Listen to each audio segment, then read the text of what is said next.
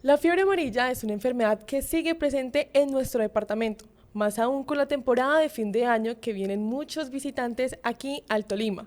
Por ello, en esta ocasión conversaremos con Ricardo Vivas, biólogo y especialista en epidemiología, quien nos va a hablar sobre la importancia de la vacunación, cómo está el panorama de aquí a fin de año y también pues qué recomendaciones darle a los visitantes que vengan aquí a disfrutar de sus vacaciones y demás. Ricardo, bienvenido al Olfato. Agradezco la invitación a Olfato y a las personas que nos están escuchando. Por supuesto, la fiebre amarilla es una enfermedad que llegó y posiblemente para quedarse. En este momento continuamos con presencia de la enfermedad en el territorio. A pesar de que han venido reduciendo los casos con manifestaciones severas, se han hecho muchos esfuerzos para ello, sin embargo, se sigue con ese riesgo. ¿Cómo está el panorama actual? ¿Cuántos casos hay activos o, bueno, confirmados en nuestro departamento? ¿En qué municipios? Bueno, en este momento hay 116 casos confirmados, de los cuales 44 han terminado en desenlace fatal, es decir, hay un porcentaje de mortalidad del 38%. Porcentaje que, a pesar de que es alto comparado con otros brotes a nivel internacional, a nivel de América y a nivel incluso de Colombia, es un porcentaje muy inferior al promedio. Eh, Mencioné entonces que van 116 casos, tuvimos un pico de casos durante el mes de mayo y junio, desde el mes de julio hemos venido reduciendo el número de casos. El pico que se presentó en mayo y junio fue de 16 casos, posteriormente a eso en julio se presentaron 8 casos, después en septiembre se presentaron 3 casos y en octubre se confirmó solamente un caso. Tenemos, digamos, que destacar el foco sur, que era en su momento el que más rápido mostraba casos, y actualmente veníamos en 2 meses y medio sin casos en el sur, y el último caso precisamente fue de una persona del municipio de Río Blanco, que en este contexto de vacaciones es muy importante resaltar ese caso, y ahora más adelante podemos comentarlo para poder hacer énfasis en la importancia de la prevención para la fiebre amarilla. Antes de entrar en materia de la parte de vacaciones, Ricardo, yo quisiera que mencionáramos pues qué desafíos se encontraron porque para las autoridades sanitarias fue, yo creo, un año muy difícil, muy complejo por esa situación de la fiebre amarilla, estar allí constantemente en el territorio, entonces pues qué desafíos pueden encontrar en los diferentes municipios y hasta aquí mismo en Ibagué. Bueno, la fiebre amarilla ya se ha mencionado, pero vale la pena recordar que en el departamento del Tolima no se tenían registros recientes o desde que se hace vigilancia en el sistema de información, en la plataforma Civigila, desde 1975 aproximadamente, no se tiene reportes. Habían una documentación en literatura científica que mencionaba que en el siglo XIX y en el siglo XX se habían presentado algunos casos aquí en el departamento. Sin embargo, como llevábamos tanto tiempo sin casos, la nación en ese momento definió algunas zonas de riesgo y allí enfocó sus esfuerzos para aumentar las coberturas vacunales. Dentro de esa distribución, el Tolima nunca estuvo dentro de ese radar de prioridad. El 2024 tenemos entonces nosotros el primer caso y obviamente nos enfrentamos a una situación de un reto inmenso porque teníamos una población muy grande susceptible por lo que acabo de mencionar. No se venía vacunando de manera frecuente. Desde el año 2003, 2004, que se presenta un gran brote en la nación, se asume dentro del esquema regular de vacunación para los niños menores de 5 años, de un año más o menos, la vacunación. ¿Sí? Entonces la población del Tolima menor de 17, 18 años tiene unos niveles de vacunación relativamente buenos, pero la población de ahí en adelante no. Entonces, ¿cuál ha sido el reto más grande para poder responder lo que me preguntas? Poder llegar a todos los territorios y poder vacunar o reducir al máximo los susceptibles. Se ha hecho un esfuerzo, como tú lo acabas de decir, durante un año nos hemos desplazado, tanto la nación como el departamento, como los municipios, se ha hecho el esfuerzo de llegar allí a la zona rural, a la zona más alejada de la Colombia profunda, a vacunar, se ha hecho un avance importante. Entonces, primer reto, las distancias, las vías, una geografía que muchos de nosotros aún no la terminábamos de comprender. Y el segundo reto es todo lo cultural que hay en torno a la población. Entonces, si bien mucha parte de la población acepta el concepto de las vacunas, hay otra que no, por otras situaciones religiosas, culturales, y además de eso le sumamos el tema de todas las malas experiencias que tuvo alguna población, algunas personas con el tema de la vacunación del COVID.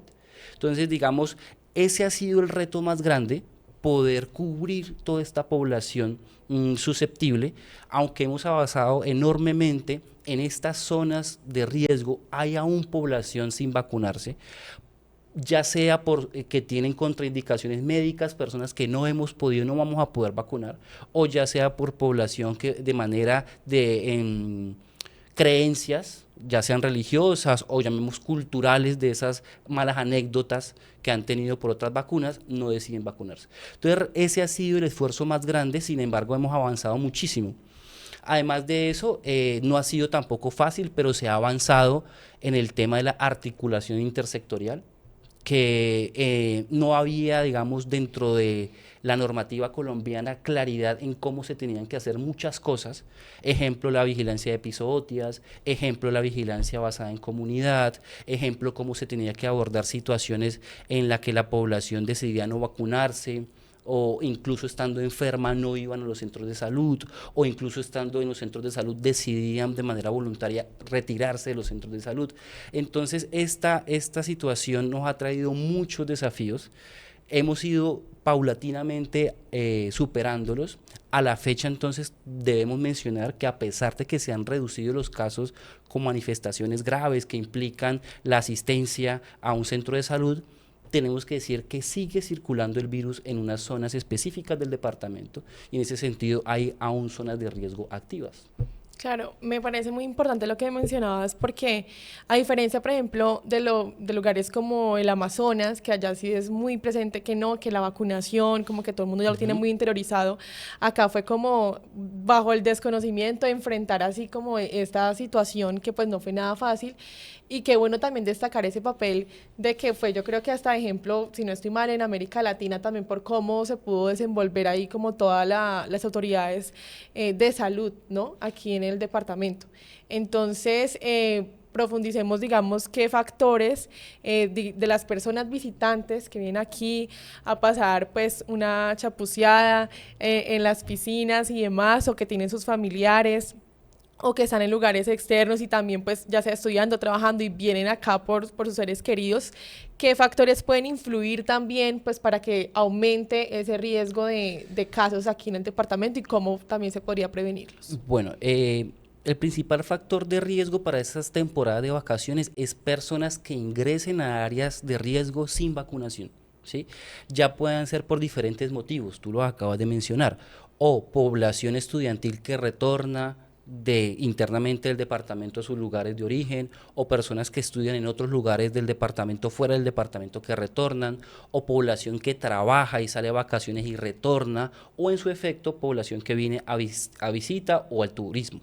Entonces, lo importante es que las personas que consideren venir al departamento del Tolima no lo dejen de hacer, vengan, pero vengan vacunados. Si lo mejor 10, 15 días antes de la llegada al departamento poder vacunarse, porque pues la vacuna no es inmediata, necesita un tiempo para que sea efectiva, más del 98%, que eso es al menos 10 días. Entonces, el factor de riesgo allí es la movilidad de personas que ingresan a áreas con riesgo sin vacuna o susceptibles. Y vale la pena entonces mencionar el ejemplo que estábamos nosotros platicando antes de que comenzáramos a hablar o a entrevistarnos, es que el último caso del municipio de Río Blanco fue una persona que vivía en la zona occidental del municipio, es decir, muy cerca, digamos, a los límites con el departamento del Valle del Cauca, zona que es bastante fría, por lo tanto no hay presencia del vector, ¿sí? Esta persona tiene unas dolencias de salud y se dirige a la zona oriental del municipio, que es donde hay unas veredas que hemos tenido casos, que limita con Veredas de Chaparral, que también han habido casos, y que está también muy cerca a una zona de Ataco que ha tenido casos, es decir, una zona de alto riesgo de transmisión activa. El señor viene sin vacuna y con tan mala suerte que es infectado por un insecto. ¿Qué quiere decir esto? Que a pesar de que no hay presencia constante de casos que podamos confirmar, hay circulación del virus porque una persona que viene sin vacuna, a pesar de que hay muchas personas alrededor, es infectada. Eso significa que el virus está ahí presente porque en probabilidad hay muy poca probabilidad de que usted llegue una persona de todas las que están ahí y a esta persona es porque hay una alta transmisión del virus. Por probabilidad yo diría, si yo llego de una zona sin alta transmisión, pues que dure unos 2, 3, 4, un mes de pronto, con la buena suerte de no encontrar ningún insecto, pero el señor llevaba muy pocos días llegando a la zona y fue infectado. Entonces esto nos indica que hay una transmisión activa, que tenemos que continuar con todas las acciones de prevención, que la población que venga, que retorne, tiene que venir vacunada, y también es muy importante que los departamentos vecinos y los departamentos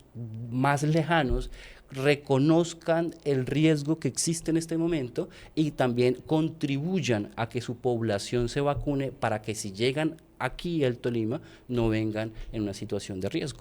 Claro, es de destacar especialista también como ese papel pues mancomunado que han tenido tanto las autoridades como los medios de comunicación, porque digamos desde esa parte como periodista desconocía muchos términos que también yo creo que la sociedad también no sabía, que la epizodia, que le puede dar también como a los micos, estaba mucho temor, mucha desinformación, y qué importante también dar como esa claridad y decir, bueno, la amenaza sigue ahí presente, está latente, no hay que bajar la guardia, y si usted viene, pues vacúnese, y pues más, por ejemplo, si es padre de familia y pues tiene hijos o otros seres queridos ahí a su alrededor.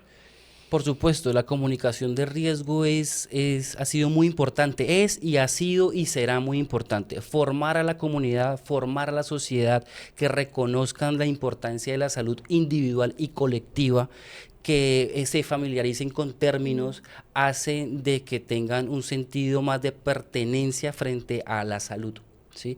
Uno muchas veces no pone cuidado a lo que desconoce. Cuando empieza a conocer, cuando se empieza a familiarizar con términos, con conceptos, con marcos teóricos, empieza ya a tener un poco más de sensibilidad sobre el tema. Entonces ha sido una batalla, digamos, dentro de los desafíos que tú mencionabas. La comunicación del riesgo viene de la mano de la vacunación.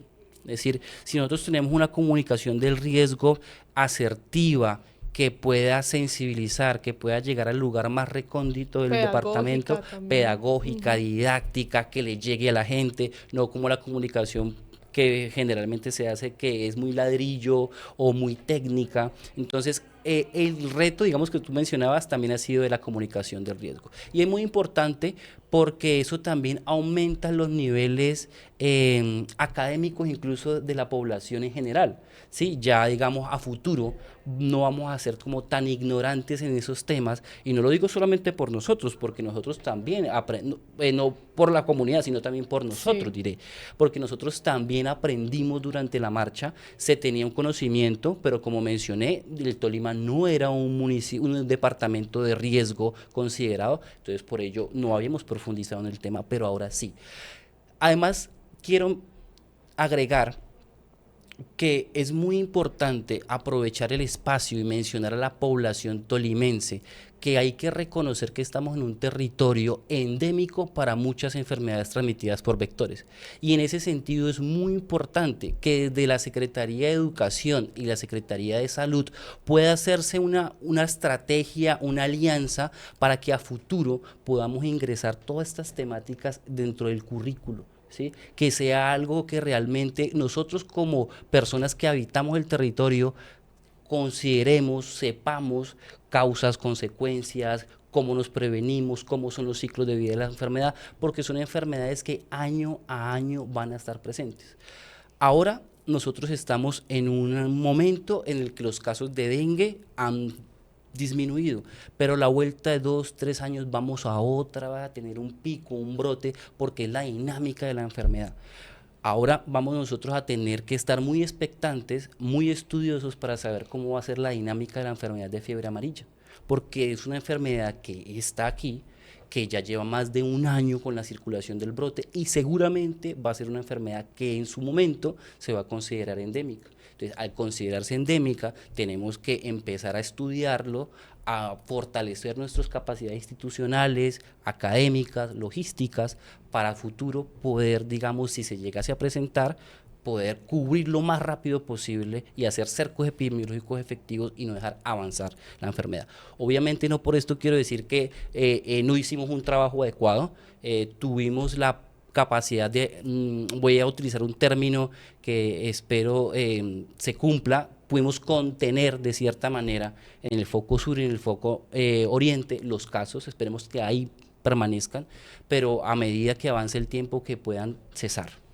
Precisamente es de destacar lo que decías del trabajo articulado entre la educación y la salud, porque recuerdo que hace unos días una rueda de prensa donde vinieron los niños, hicieron parte, como que se disfrazaron que del dengue, hablaron como de los síntomas, entonces yo creo que desde la niñez es importante cultivar de una vez ese conocimiento y que son cosas que son clave, sí, que uno puede tener el riesgo de presentarlo en cualquier momento, en el caso del dengue que le puede dar hasta uno 4 veces, la fiebre amarilla también, entonces muy bueno ese apunte y que uno también, biólogo, mencionar qué proyecciones tiene la enfermedad. O sea, usted mencionaba que son 116 casos, pero ¿cómo ven? ¿Van a aumentar o por el momento está medio contenida o qué se puede decir de aquí al 31 de diciembre y el otro año 2026? Bueno, las proyecciones, como te digo, como en el departamento del Tolima no se habían presentado otros brotes, no tenemos, digamos, con qué compararnos.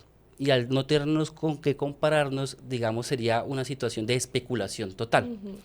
Se considera desde la Secretaría, eso sí ya en términos de grupo funcional, no personal, que como ha venido descendiendo la población susceptible, esperamos que haya un descenso de casos con manifestaciones severas de la enfermedad. No significa de que allá en el territorio puede que haya la enfermedad, porque a pesar de que yo esté vacunado, yo puedo contraer la enfermedad. Entonces, sino que no tengo los síntomas severos. Entonces, consideramos que es posible que haya un descenso de casos severos, pero es lo más seguro que continúe el riesgo por un tiempo aún no determinado.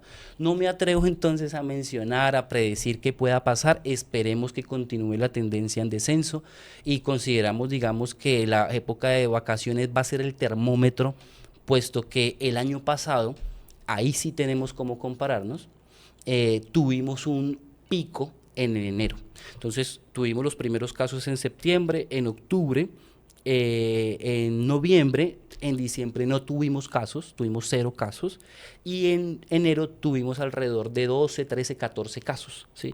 Y ahí nos mantuvimos prácticamente hasta junio, que tuvimos 16, como mencioné, mayo y junio, y ahí descendimos en julio.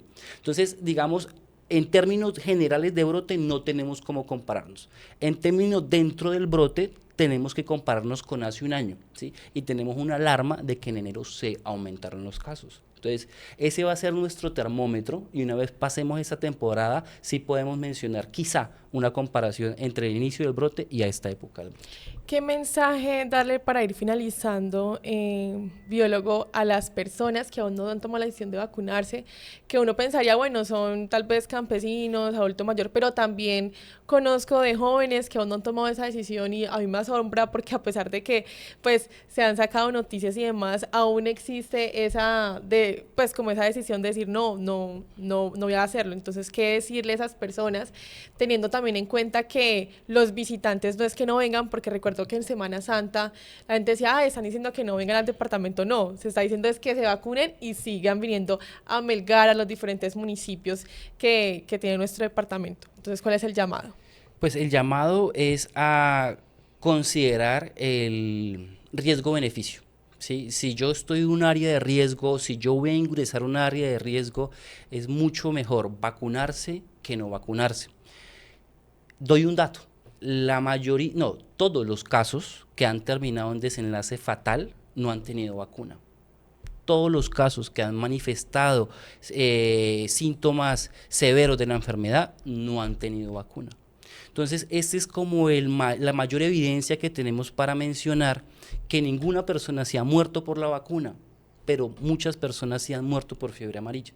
Entonces, yo pongo una balanza, cualquier tipo de población, campesina, rural, urbana, de diferentes edades, tengo que poner sobre la balanza eso, si yo voy hacia una zona de riesgo. Si no estoy en una zona de riesgo, puedo considerarlo, pero la invitación es que para todas las personas estemos vacunadas. Si yo en algún momento voy a salir del país, me piden la vacuna de fiebre amarilla. Si yo me voy a ir para un lugar como la Amazonía, como el Chocó, me piden la vacuna de fiebre amarilla. Entonces, hay que reconocer que a pesar de que se han vivido experiencias quizá negativas con otras vacunas, esta vacuna se viene aplicando desde la década de los 30 del siglo pasado. Y es una vacuna que no ha tenido muchas modificaciones en el tiempo, por su efectividad, por sus niveles muy bajos de consecuencias, episodios adversos posteriores a la vacunación. No han habido muchos registros. Entonces, la invitación es a eso. Quizá consideramos que otras vacunas salieron demasiado rápido, pero es que esta vacuna se viene aplicando hace casi un siglo. Para la generación de esta vacuna hubo otro tiempo de estudios, de análisis, y en realidad concluyo diciendo que se ha comprobado que el 98% de las personas que se vacunan tienen, si llegasen a presentar la enfermedad, signos, síntomas muy leves comparados a que no la tuviera. Bueno, muchísimas gracias. Él es Ricardo Vivas, biólogo y especialista en epidemiología, quien nos habló sobre la importancia de la vacunación, la importancia de esas medidas de prevención desde nuestra familia. Ya son 116 casos, entre ellos son 44 personas fallecidas, entonces es un dato pues alarmante, pero es que no hay que bajar la guardia. Usted tome esa decisión, ya que está escuchando este podcast, lo invitamos para que cuide también a sus seres queridos y pase un fin de año, una temporada navideña sabrosa, pero bajo el cuidado también de su salud. Les agradecemos, muchas gracias por aceptar la invitación. Muchas gracias, Natalia, a ti por la invitación al medio de comunicación, y obviamente pues un mensaje final para la población tolimense y para la población fuera de Tolima. Los esperamos aquí en vacaciones. Aquí el Tolima los espera y con muchos sitios turísticos, pero consideramos que es muy importante que vengan vacunados. Esa es, digamos, la principal medida de prevención, y por ello pues aquí el Tolima los espera, pero reduzcamos el riesgo al máximo vacunándonos. ¿Ya comió buñuelo y natilla ya? Aún no, pero ya espero comer pronto. Síganos en nuestras redes sociales, en olfato.com, y nos vemos en otra oportunidad aquí en este espacio que tenemos para hablar tanto de temas de salud, política y otros que a ustedes les interesa también. Muchas gracias por estar ahí presentes.